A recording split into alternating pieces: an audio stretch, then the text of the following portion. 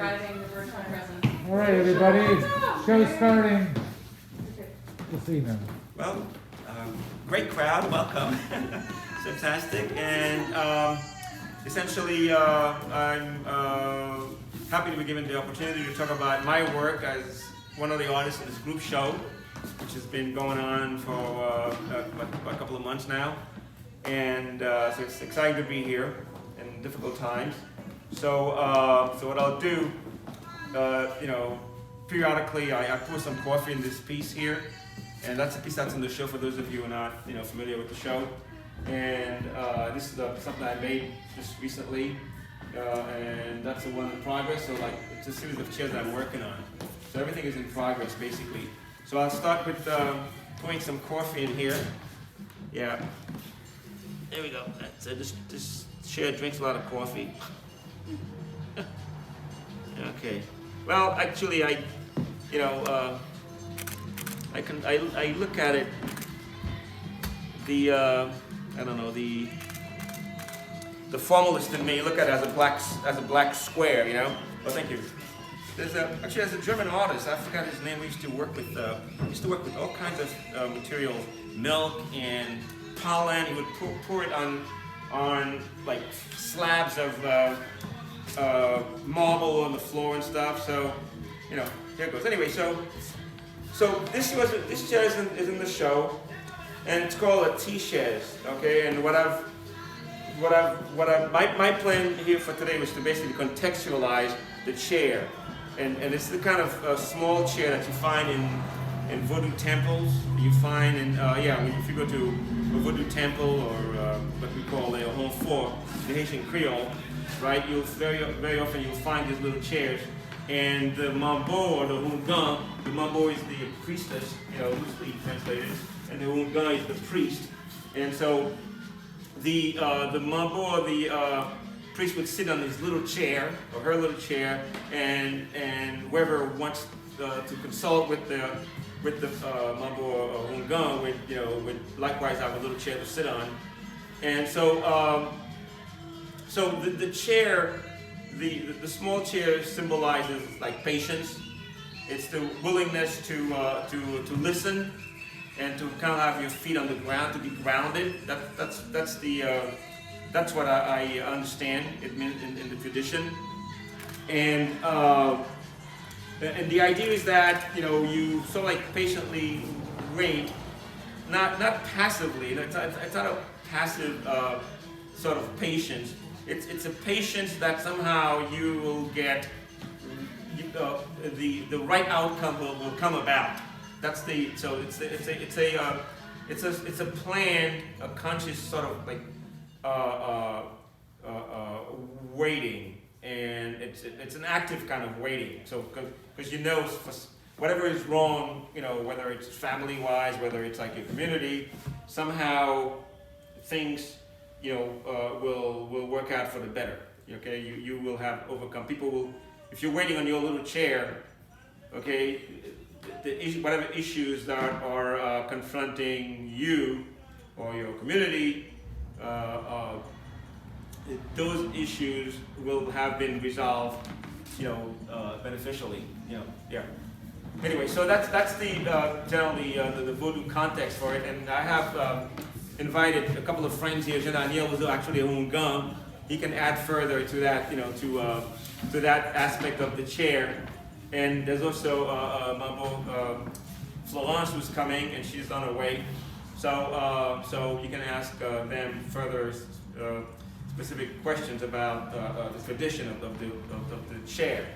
I myself, I'm a painter, sculptor, and I've always built things so I can, paint on them. And so I've done a lot of relief paintings, and I do a lot of large-scale stuff. And these are like among my smallest works. But and so my background, sort of like artistically speaking, or my concerns, I've always been with, not always, I mean there's a strong streak of the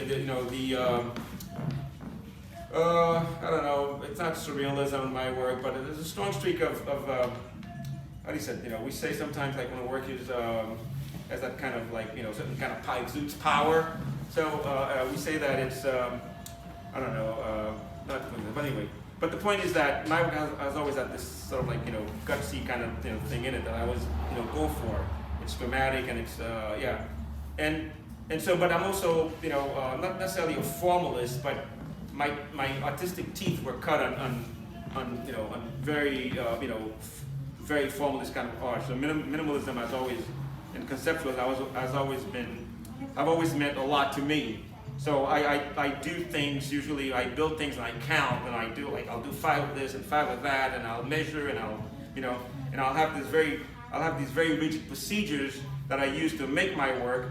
And what often happens is that as I follow my own procedures, I run into these sort of gaps where the rationality and the logic collapses, at least partially, or so part of the logic, in the Chèz is actually to I simple as straightforward as they are. It's really a cube, like a box, Part of the logic of the Chèz is to show the some illogical aspect of it. I like breaking that chain of reasoning. I like when I run into issues and have to take some shortcut and kind of like and not follow the logic that I've started out for myself. So essentially that's what this year is about. Well, talking about, I've always dealt with contradictions in my work, so obviously,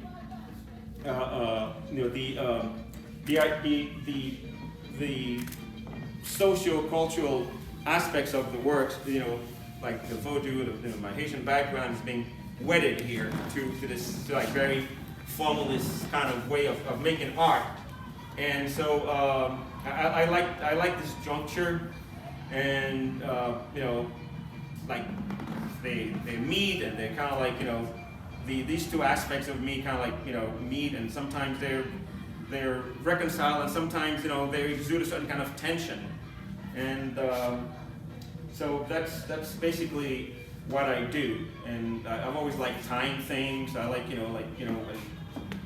I essentially I like to break things up and put them back together and try to reconstitute them. That's basically my process. And so I'll probably take questions rather than keep ad-libbing like this. So Tell me about the coffee, Andre. well, the coffee. Okay.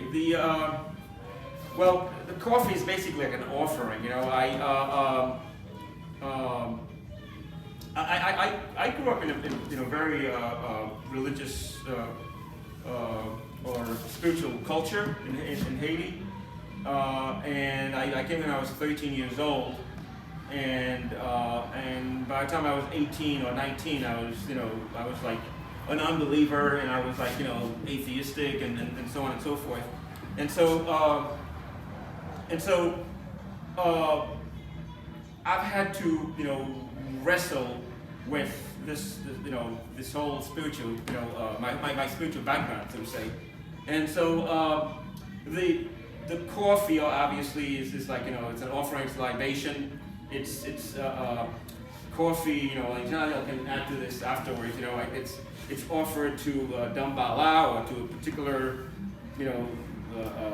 Loi, or spirit we call them, and that's a Dambala Feve that we have here. It's like symbolized. Dambala is the spirit of wisdom, and it's the great entity that occupies the cosmic force of the universe, so to say. That's Dambala, and so the coffee. I'm having it both ways here. I'm having the coffee as symbol, but I'm also having it as a black square, and I like that kind of actually that camouflaging, so you could say, so that this issue always comes up in my work, where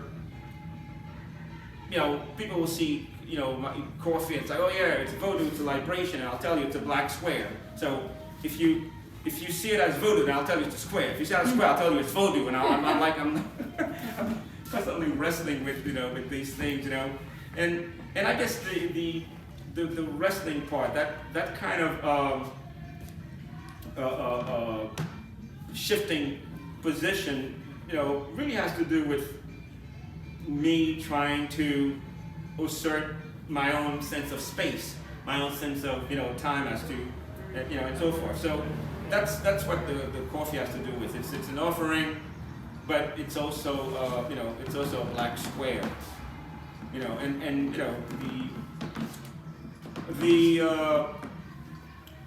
the difference between what's religious and symbolic, as we know, and what's formal is very small, as we know. Like we go back 100 years to the Russian formalists, the white square on a white square. So we all know that. So art can be very formal and conceptual and have a certain kind of spiritual punch to it too. Yeah. So yeah.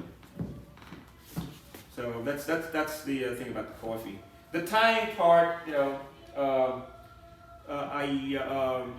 it's a mania of mine. I like to tie things together, and I take them apart and I tie them together and I screw the pieces together. And there's a tradition in Vodou as well.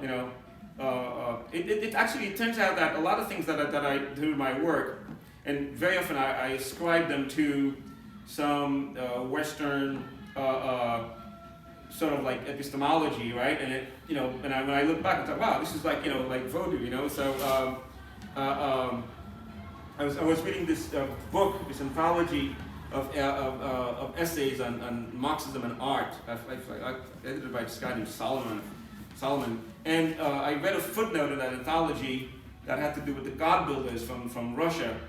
And the Russian God builders around the time of the revolution were people like Maxim Gorky, and there was this famous education minister there, and they didn't believe in God because they felt that man had not yet created a God that's good enough, so that you have that sort of like contradictory, kind of feeling. And so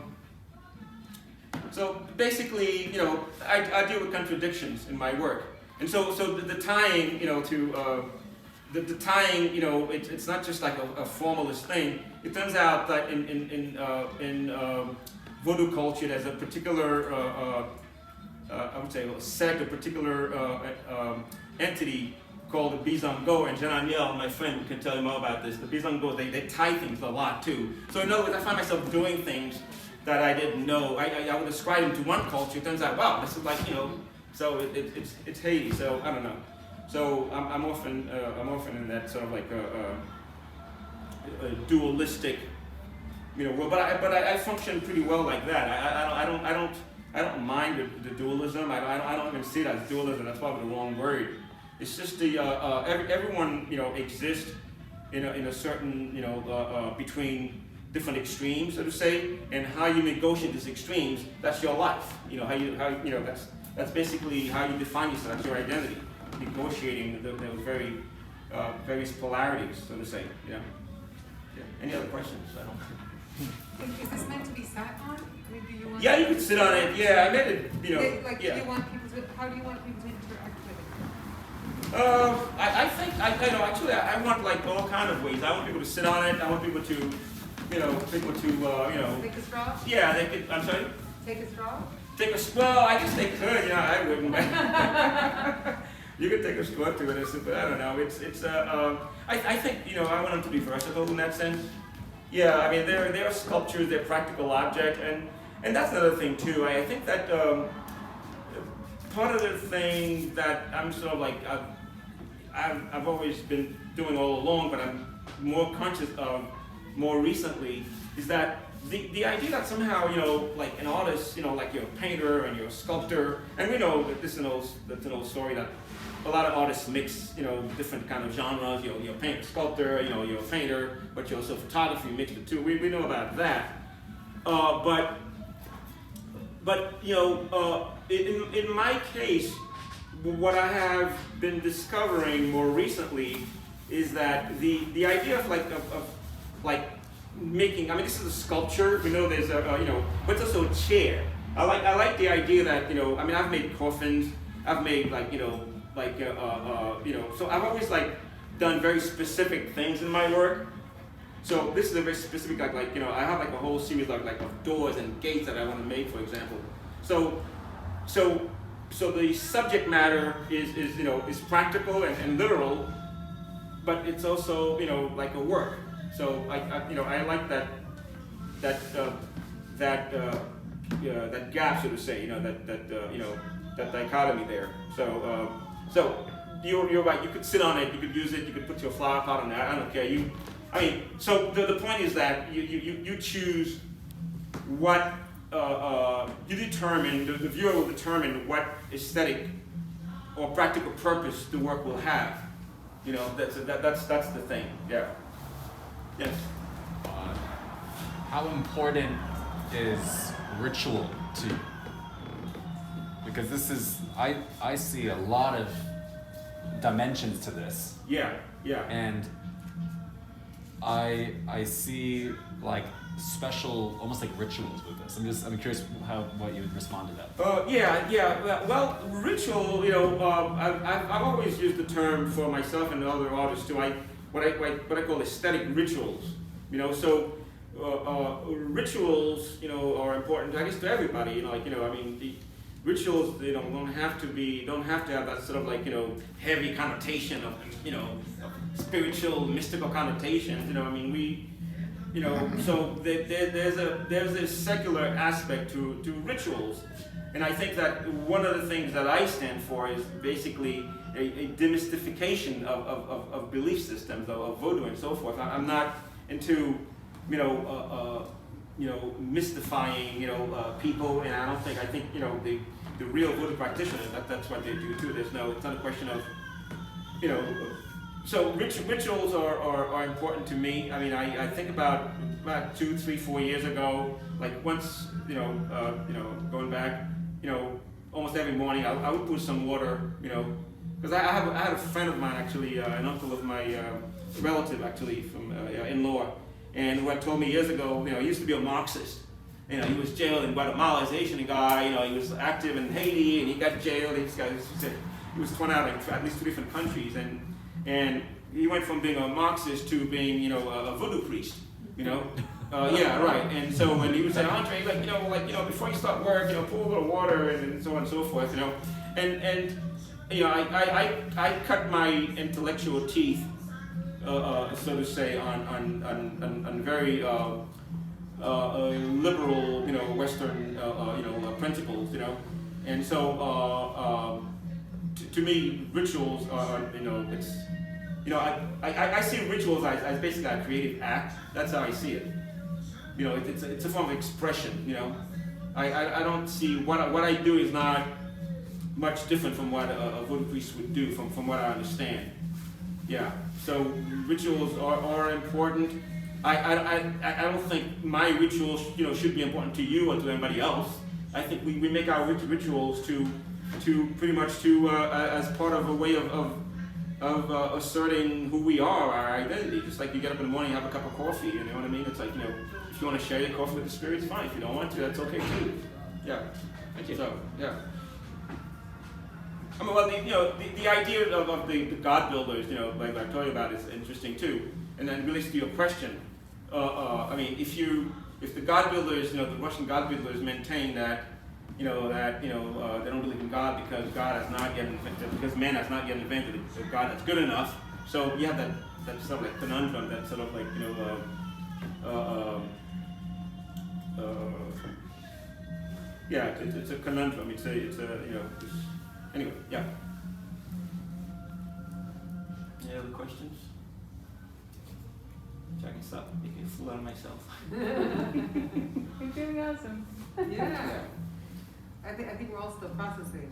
No, is that right? Yeah, okay, geez. Yeah. Okay, yeah. So I talked about the tying. I have a question. Yeah. Okay, so this piece is made up of multiple, obviously, pieces of plywood because it's in the plywood show. Right. this piece is made up of cubes, and that looks like it's made up, that piece that's yet to be looks like it's made up of pairs of like squares. It's gonna be So a- is there a symbolic or metaphorical difference between the different like construction methods? Yeah, well, this is the start of the series basically, and like, so this one gets the coffee. That's how like opens the gate, so to say. And so my intention is to do a series that will have like 4 chairs. Like one will have like a solid cube, the other one will have modules of two half cubes, and the third will have modules of 3 pieces, and then down to 4 pieces. Right. So that's the plan, and then some kind of like a very low table. So it'd be like 4 chairs and then like a very low table with a central post. That's the central post. For those who might not know, is the in Vodou is like that's the post that's at the center of the temple, and that's where the spirits come down from. Yeah, it symbolizes a certain linkage between what's up there and what's down here, or vice versa. Yeah. So essentially, that's the study. That's another study. I meant to actually do bring in 4 chairs, but as David well knows, it's like these chairs give me a real beating. Believe me, like with this one here, like that was like you could ask him. This one's been helping me out. I was like, it got so frustrating that he was like really. So yes. How long does it take to make? How many hours do you put into a single chair? Holy shit. I don't know, man. It's like you know what it is. It's like I don't know. I mean, I think I was in this for like a month, like what, 3-4 weeks. Wow. Like you get the 4x4s, you cut them down to 3, and you drill holes in them. I'm trying out different tools, and like this is all new to me. I'm learning it as I'm doing it. It's one of those things. It's like, I mean, I do have like a very set idea. Like it's very straightforward. You don't do like a chair, 4 legs, a seat, and a backrest. It's simple, but it's a whole journey. And what's important is not so much what you see, but what you don't see in the chair, and how you hold it together. And and coming from that sort of like formalist, minimalist sort of like influence. I make these rules for myself. I'll do cubes be equal size. I'll make hole here. This is like, these are tied from the inside, by the way. So like I have to drill this way and that way and that way. They're all tied, and it's like a bunch of rules that I make for myself to make the chair and to get a certain outcome. And most of the work you will not see. All you see is like cubes that are assembled into that configuration. But that's not what the chair is about. I want the chairs to be about what you don't see. Yeah. Can I ask something else? Yeah, please. I love the pile of like the raw material behind it. Yeah, that's yeah. I think that's a great. That's a great. Yeah. Well, but here's my question is, are your chairs, do you think of them as being closer on one end of the spectrum to like the raw nature materials, or is it closer to the artwork, the object, the human-made thing? Like if the kind of from the nature to the thing spectrum. Like I see like a kind of an interesting tension between these two. You're saying is it matter or is it? I'm curious what is it nature or is it nurture? Is that one of those things? It almost gets to. Sure, yeah. Yeah. But like I see like an interesting kind of tension between these two. Well, yeah, like I said, I kind of like seek out these tensions, and that's the these are the kind of gaps that I seek out, and so as to have something to push against, to move forward. It's one of those things, So I mean, do I want you to basically see, like a rosy color and rope, and as opposed to seeing cedar? Because I love the rope. The rope is such a Yeah. the net that kind of keeps it all together. Right. That's why I'm interested in that. Yeah. I would say that like it's both. It's both. It's the rope and the cedar, by the way. Which is like I'm told is like really. I have to be very careful. I'm allergic to a lot of stuff, and I've been working with this thing. We're wearing like respirators and stuff, and cedar in Vodou, by the way, that's probably a little deviation from your question. But cedar in Vodou has a special trait where, like, if you have, and you could add to this, Janania, please. If cedar, like, I've heard that cedar, like, wards away evil spirits. So there's a special quality to the wood itself. And which is like one of the reasons why I've chosen cedar. Cool. And so it's both. It's both matter, the wood itself. Well, literally. So the cedar in itself, has meaning. It has a certain, connotation, and then it's the, what you do with it. Yeah. Cedar plywood. Does that cedar come? Is there such a thing as cedar plywood? Yeah. No, this is just like regular plywood. Yeah. So that's basically it, And if you don't have any other questions, Nadia, do you want to add anything to what I've said? I've told a few lies and stuff like that. Yes, you did. One thing I would add, coffee. When you go back to the history of Haiti, the two most important products that were produced during colonial period was actually sugar and coffee. And coffee has been and it's also in the tradition, the Amerindian, the natives of the land, also transferred a lot of properties of the items that we had on the land to the Africans that came, and some of them became slaves later. So coffee is not only a medicinal plant, it's also considered to be the livelihood of many spirits. That's one thing. And to go back to cedar, to the wood itself, each plant has scientific properties, mystical properties, and magical properties.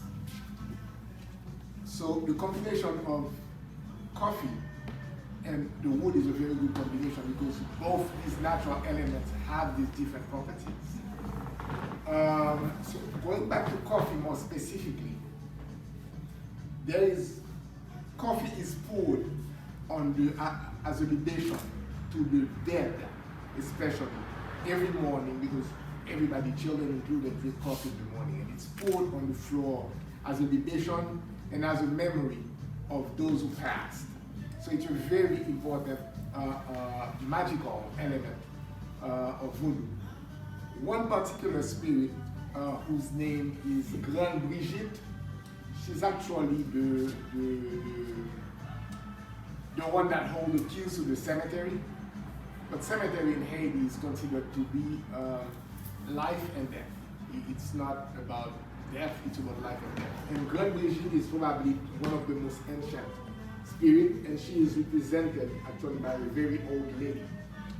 And coffee is a principal element, and so is the small chair. What we call in Vodou the Ti Chèz bar, the small, little chair, I don't know. It's also a horse. It's also an element used by many spirits. Grande Brigitte being one of them. Agwe, the spirit of the sea. Also, when that spirit is on earth, they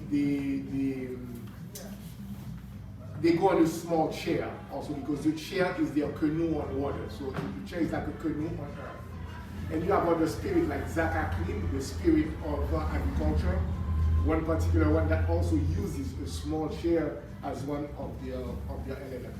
So both the chair, the wood, and the coffee are elements that we use in the tradition on a permanent basis.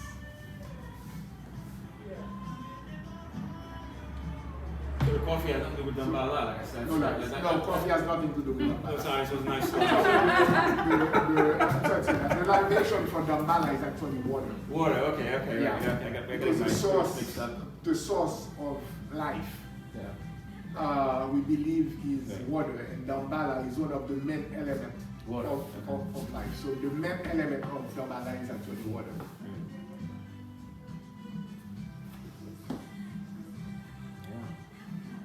So question for you, Andre, why a series of 4 chairs? Why that number? Well, the square. Okay. Yeah, that's basically the square. Yeah, it's like it lends itself to that number. Yeah. I usually work with 7s. Like I'll do like in 3s. I do like 7 of this. I'll do work with 7 colors, 7 elements, 7 this, 7 that. But this is like a different format, so it's. Well, thank you. Oh, thank you Thank so you much. very much. Yeah, It was, thank you. it's great to have that conference. Thank you so much. Thanks for coming. Yeah, braving the pandemic. Yeah, stay well.